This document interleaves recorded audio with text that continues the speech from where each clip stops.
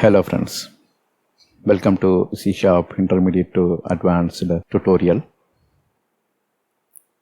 In this video, we are going to create a class for random number generation, and we will also talk about the queued task example. So here we are not going to generate the random number. We will just talk about the example because there is a separate video for random number generation. Okay, we will proceed now.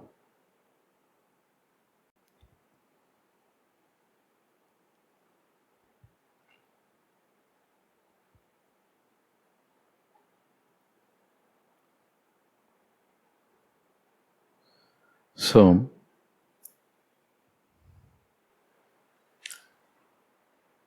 we will create a console application, and in the console application we will create a class called randomGen, and inside that we will have three fields. One is a count.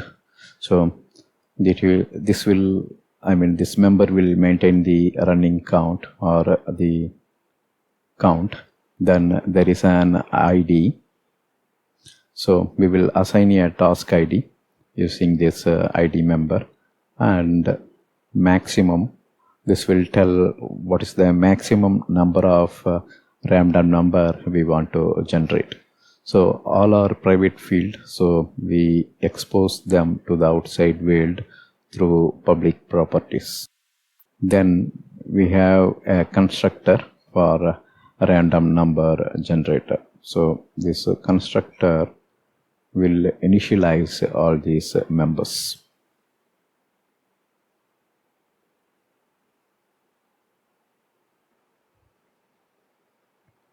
Next, if you see, this is our console application. When you run the generated exe, that means our console application exe will make use of this random number generation class. And once you run the exe, you will be seeing starting task 7. So here we are displaying the task with the number. So that's the ID here. 7 is the ID, 8 is the ID, like that. You may be creating multiple tasks, and you will be seeing task 7, 6, 5 all are starting here. Then they generate the number. Here random number is generated based on the same seed, so that's why we'll be seeing same random number.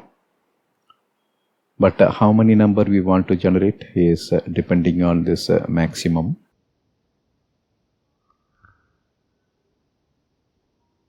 So likewise, if you see at a certain stage, you may be seeing task 1, task 7, both are running in parallel. That means there are two threads, let's say T1 from ThreadPool and T2 from ThreadPool is executing these tasks. So there are two separate tasks. And let's come from here, starting task 4. That means there is a thread that will serve this task. Task number 4 is printing its random number. Then starting task 1, new task is started. Task 1 is printing the number 7. 7 was started well before here, if you see. So likewise, we can generate multiple tasks and add it to the queue. Then we will examine the output and how they are running in parallel, and how thread is generating or executing the task. So all the stuff we will see in the next coming two videos. So that's all about the example. Now it's since there is no form design here, no demo on this video also. Thank you for watching. Bye.